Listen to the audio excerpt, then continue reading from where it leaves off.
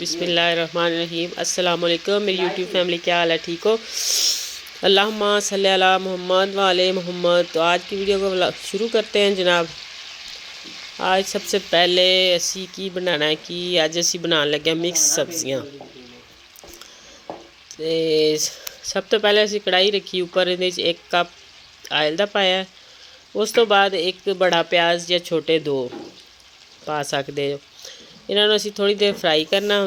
उस तो सब्जियां का असी टाइम की बचत वास्ते टाइम साढ़े को थोड़ी जल्दी भी सी, तो मैं पहले ही कट लिया ने, क्योंकि अजकल सर्दी बड़ी, धुप च बह के कट लिया ने।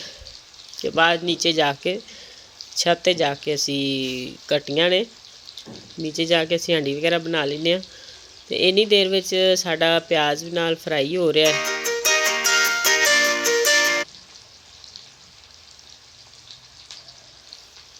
तो यह हुण असी नाल 2 टमाटर कट लेने। ऐसी मिर्चां तुसी आपदी पसंद नाल भावें लंबियां कट लो, भावें बरीक कुट के पा लो, भावें जिहड़ा कि इस तरह कट के पा लो, वो कोई मसला नहीं।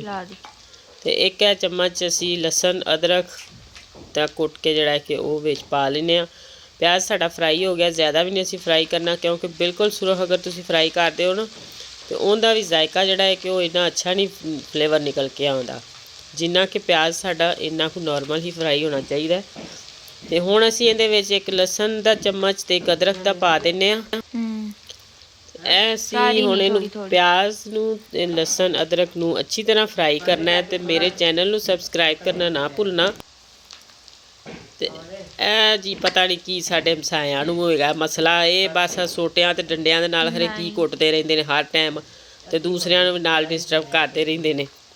ते बस हुण इन्हां दे डंडियां सोटियां दी आवाज़ दे विच ही असीं भी फिर वीडियो बना रहे हैं। असीं की कर सकने हैं, साडी भी मजबूरी ते टाइम भी तुहानूं पता है फिर उन्ना ही हुंदा है, ते असीं रोक भी नहीं सकदे। ऐ हुण जिहड़ा है कि इहदे विच असीं टमाटर ते जिहड़ियां मिर्चां ने सब्ज़, इन्हां नूं थोड़ी देर फ्राई कर लैंदे आ।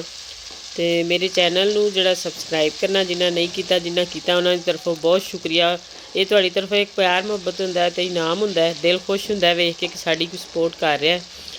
तो इसे तरह ही करते रहो। वीडियो मुकम्मल वाच कीता करो, स्किप करके ना वेख्या करो।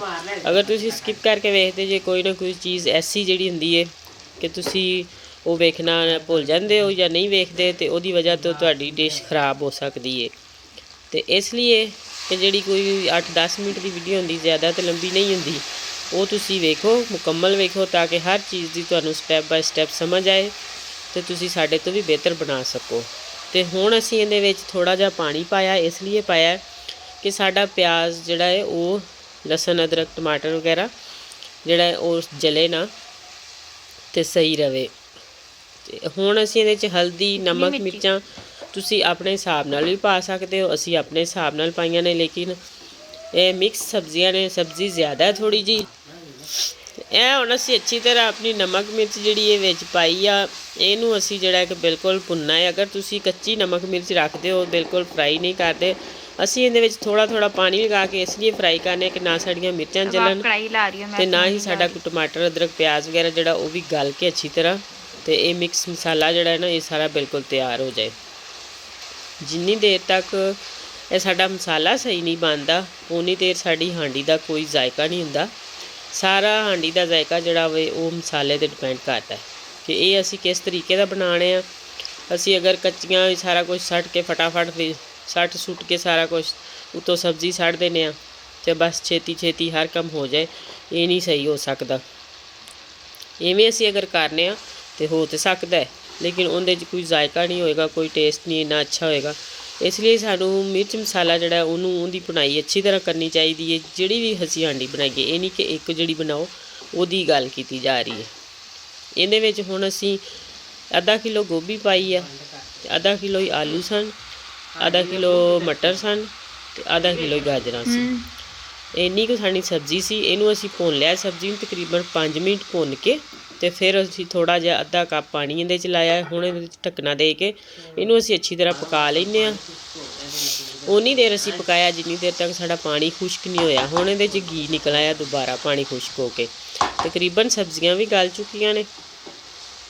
ਤੇ ਇਹਨੂੰ ਹੁਣ ਅਸੀਂ ਦੁਬਾਰਾ ਜਿਹੜਾ ਹੈ ਕਿ ਉਹ ਭੁੰਨਣਾ ਹੈ। ਉਨੀ ਦੇਰ ਅਸੀਂ ਭੁੰਨਾਂਗੇ ਕਿ ਜਿਹੜੀ ਕਮੀ ਪੇਸ਼ੀ ਥੋੜ੍ਹੀ ਬਾਤੀ ਸਬਜ਼ੀ 'ਚ ਰਹਿ ਗਈ ਹੈ ਉਹਦੇ ਸਾਨੂੰ ਭੁੰਨਦਿਆਂ ਜਿਹੜੀ ਸਾਰੀ ਉਹ ਨਿਕਲ ਜਾਏਗੀ। ਸਾਡੇ ਭੁੰਨਦਿਆਂ ਹੀ ਇਹ ਦੁਬਾਰਾ ਜਿਹੜੀ ਕਿ ਗਲੇ ਮਤਲਬ ਥੋੜ੍ਹੇ ਜਿਹੇ ਘੱਟ ਆਲੂ ਵਗੈਰਾ ਨੇ ਨਾ ਉਹਦੀ ਭੁਨਾਈ ਕਰਦੇ ਹਾਂ, ਇਹਨਾਂ ਹੋਰ ਗਲ ਜਾਣਾ। ਤੇ ਇਸ ਤਰੀਕੇ ਨਾਲ ਅੱਛੇ ਜਿਹੇ ਤਰੀਕੇ ਨਾਲ ਇਹਦੀ ਅਸੀਂ ਭੁਨਾਈ ਕਰਾਂਗੇ। ਤੇ ਇਹ ਵੇਖੋ ਮਾਸ਼ਾਅੱਲਾ ਬਹੁਤ ਜ਼ਬਰਦਸਤ ਭੁੱਜ ਗਏ ਨੇ। ਖੁਸ਼ਕ ਸਬਜ਼ੀ ਜਿਹੜੀ ਹੁੰਦੀ ਆ, ਕੁਛ ਲੋਕਾਂ ਨੂੰ ਇਹਦੇ 'ਚ ਆਇਲ ਜ਼ਿਆਦਾ ਪਸੰਦ ਹੁੰਦਾ, ਲੇਕਿਨ ਸਾਨੂੰ ਆਇਲ ਜਿਹੜਾ ਇੰਨਾ ਪਸੰਦ ਨਹੀਂ। ਤੁਸੀਂ ਆਇਲ ਹੋਰ ਵੀ ਪਾਉਣਾ ਚਾਹੁੰਦੇ ਹੋ ਤਾਂ ਪਾ ਸਕਦੇ ਹੋ, ਲੇਕਿਨ ਅਸੀਂ ਆਪਣੇ ਹਿਸਾਬ ਨਾਲ ਥੋੜ੍ਹਾ ਜਿਹਾ ਘੱਟ ਹੀ ਰੱਖਿਆ। ਤੇ ਇਹ ਹੁਣ ਅਸੀਂ ਸਬਜ਼ ਧਨੀਆ ਜਿਹੜਾ ਹੈ ਕਿ ਉਹ ਪਾ ਦਿੰਦੇ ਹਾਂ। ਤੁਸੀਂ ਗਰਮ ਮਸਾਲਾ, ਸੁੱਕਾ ਧਨੀਆ ਕੁੱਟਿਆ, ਜ਼ੀਰਾ ਕੁੱਟਿਆ ਵਗੈਰਾ ਜੋ ਵੀ ਪਾਉਣਾ ਚਾਹੁੰਦੇ ਹੋ ਪਾ ਸਕਦੇ ਹੋ। ਤੇ ਇਹ ਹਾਂਡੀ ਸਾਡੀ ਤਿਆਰ ਹੋ ਗਈ ਬਿਲਕੁਲ ਪੱਕ ਕੇ। ਤੇ ਹੁਣ ਅਸੀਂ ਮਾਸ਼ਾਅੱਲਾ ਇਹਦੇ ਵਿੱਚ ਇਸੇ ਵੀਡੀਓ 'ਚ ਅੱਜ ਅਸੀਂ ਇੱਕ ਚੀਜ਼ ਨਹੀਂ ਬਣਾਵਾਂਗੇ, ਅਸੀਂ ਦੋ ਚੀਜ਼ਾਂ ਬਣਾਵਾਂਗੇ। ਤੁਹਾਨੂੰ ਥੰਬਨੇਲ 'ਤੇ ਵਿਖਾਇਆ ਜਾਏਗਾ ਕਿ ਇਸ ਤੋਂ ਅੱਗੇ ਜਿਹੜਾ ਹੈ ਕਿ ਅਸੀਂ ਉਹ ਕੀ ਬਣਾਉਣ ਜਾ ਰਹੇ ਹਾਂ। ਤੇ ਇਹ ਹੁਣ ਅਸੀਂ ਸਭ ਤੋਂ ਪਹਿਲੇ ਚਾਵਲ ਲੈਣੇ। 1 ਕਿਲੋ ਚਾਵਲ ਸਨ ਬਾਸਮਤੀ ਦੇ। ਉੱਪਰ ਅਸੀਂ ਇਹ ਪਾਣੀ ਰੱਖ ਦਿੱਤਾ ਦੇਚ ਕੇ। ਇਹਦੇ ਗਰਮ ਹੋਣ ਤੱਕ ਅਸੀਂ ਗਾਜਰਾਂ ਜਿਹੜੀਆਂ ਨੇ ਇਹਨੂੰ ਅਸੀਂ ਕਸ਼ ਕਰ ਲੈਣਾ। ਚਾਵਲ ਜਿਹੜੇ ਨੇ ਉਹ ਤਕਰੀਬਨ ਮੈਂ ਅੱਧਾ ਪੌਣਾ ਘੰਟਾ ਪਹਿਲੇ ਭਿਓ ਕੇ ਰੱਖੇ ਸੀ। ਇਹਦੇ ਵਿੱਚ ਹੁਣ ਅਸੀਂ ਕਿਸ਼ਮਿਸ਼ ਪਾਵਾਂਗੇ, ਡਰਾਈ ਫਰੂਟ ਜਿੰਨੇ ਵੀ ਤੁਹਾਡੇ ਕੋਲ ਮੌਜੂਦ ਨੇ ਤੁਸੀਂ ਪਾ ਸਕਦੇ ਹੋ। ਅਗਰ ਨਹੀਂ ਮੌਜੂਦ ਤੁਸੀਂ ਸਕਿਪ ਕਰ ਸਕਦੇ ਹੋ, ਕੋਈ ਐਸਾ ਮਸਲਾ ਨਹੀਂ। ਇਹਦੇ ਵਿੱਚ ਅਸੀਂ ਪਾਇਆ 2 ਚਮਚ ਆਇਲ। ਆਇਲ ਅਸੀਂ ਇਸ ਵਾਸਤੇ ਪਾਇਆ ਜਦੋਂ ਚਾਵਲਾਂ ਨੂੰ ਬੋਆਇਲ ਕਰੀਦਾ ਤੇ ਚਾਵਲ ਆਪਸ 'ਚ ਜੁੜਦੇ ਨਹੀਂ। ਬਿਲਕੁਲ ਖਿਲਿਆ ਖਿਲਿਆ ਚਾਵਲ ਤੇ ਇੱਕ ਚਾਵਲ ਲਹਿਦਾ ਜਿਹੜਾ ਉਹ ਨਜ਼ਰ ਆਉਂਦਾ ਤੇ ਰਹਿੰਦਾ। ਆਇਲ ਪਾਉਣ ਦਾ ਇਹ ਮਕਸਦ ਹੁੰਦਾ। ਹੁਣ ਪਾਣੀ ਸਾਡਾ ਜਿਹੜਾ ਵੇ ਉਹ ਗਰਮ ਹੋ ਚੁੱਕਿਆ ਹੈ। ਤਕਰੀਬਨ ਇੱਕ ਉਬਾਲਾ ਆ ਜਾਏ ਪਾਣੀ ਨੂੰ ਤੇ ਫਿਰ ਵਿੱਚ ਚਾਵਲ ਪਾਉਣੇ ਚਾਹੀਦੇ ਨੇ। ਤੇ ਚਾਵਲ ਅਸੀਂ ਹੁਣ ਪਾ ਦਿੱਤੇ ਨੇ। ਚਾਵਲਾਂ ਨੂੰ ਉਬਾਲਾ ਆ ਰਿਹਾ ਤੇ ਮਾਸ਼ਾਅੱਲਾ ਦੇਖੋ ਖਿਲੇ ਖਿਲੇ ਕਿੰਨੇ ਅੱਛੇ ਨਜ਼ਰ ਆ ਰਹੇ ਨੇ। ਬਹੁਤ ਹੀ ਮਜ਼ੇਦਾਰ ਚਾਵਲ ਵੇਖਣ ਨੂੰ ਹੀ ਲੱਗ ਰਹੇ ਨੇ, ਬੜੇ ਪਿਆਰੇ। ਤੇ ਪੱਕਿਆਂ ਤੇ ਫਿਰ ਮਾਸ਼ਾਅੱਲਾ ਬਹੁਤ ਕਮਾਲ ਦੇ। ਤੇ ਇਹ ਅੱਜ ਅਸੀਂ ਤੁਸੀਂ ਸੋਚ ਰਹੇ ਹੋ ਉਹਦੇ ਕਿਸ ਚਾਵਲ ਕੈਸੇ ਪੱਕ ਰਹੇ ਨੇ, ਕਿਉਂਕਿ ਤੁਹਾਨੂੰ ਗਾਜਰ ਵਿਖਾਈ ਗਈ ਹੈ, ਚਾਵਲ ਦਿਖਾਏ ਗਏ ਨੇ, ਹੋਰ ਤੇ ਕੁਝ ਦੱਸਿਆ ਨਹੀਂ। ਤੇ ਇਹ ਅਸੀਂ ਗੁੜ ਵਾਲੇ ਚਾਵਲ ਬਣਾ ਰਹੇ ਹਾਂ ਗਾਜਰਾਂ ਡਾਲ ਕੇ। ਕੁਛ ਲੋਕ ਬਹੁਤ ਘੱਟ ਲੋਕ ਪਕਾਉਂਦੇ ਨੇ ਗੁੜ ਵਾਲੇ ਚਾਵਲ। ਸਰਦੀ ਬਹੁਤ ਜ਼ਿਆਦਾ, ਸਰਦੀ 'ਚ ਬਹੁਤ ਮਜ਼ੇਦਾਰ ਲੱਗਦੇ ਨੇ ਤੇ ਪਕਾਉਣੇ ਚਾਹੀਦੇ ਨੇ। ਇੰਜੋਏ ਕਰਨਾ ਚਾਹੀਦਾ ਸਰਦੀ ਵਿੱਚ, ਕਿਉਂਕਿ ਗੁੜ ਗਰਮ ਹੁੰਦਾ ਵੇ।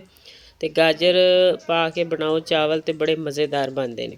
ਇਹਦੇ ਵਿੱਚ ਹੁਣ ਅਸੀਂ 1 ਕਿਲੋ ਚਾਵਲ ਸਨ, ਅੱਧਾ ਕਿਲੋ ਗਾਜਰਾਂ ਸੀ, ਕਿਲੋ ਇਹਦੇ ਵਿੱਚ ਅਸੀਂ ਗੁੜ ਪਾਵਾਂਗੇ। ਕਿਲੋ ਜਿਹਨੂੰ ਜ਼ਿਆਦਾ ਮਿੱਠਾ ਪਸੰਦ ਹੈ ਉਹ ਕਿਲੋ ਪਾਏਗਾ, ਜਿਹਨੂੰ ਥੋੜ੍ਹਾ ਮਿੱਠਾ ਘੱਟ ਪਸੰਦ ਹੈ ਉਹ ਕਿਲੋ 'ਚੋਂ ਕਮ ਕਰ ਸਕਦਾ ਹੈ।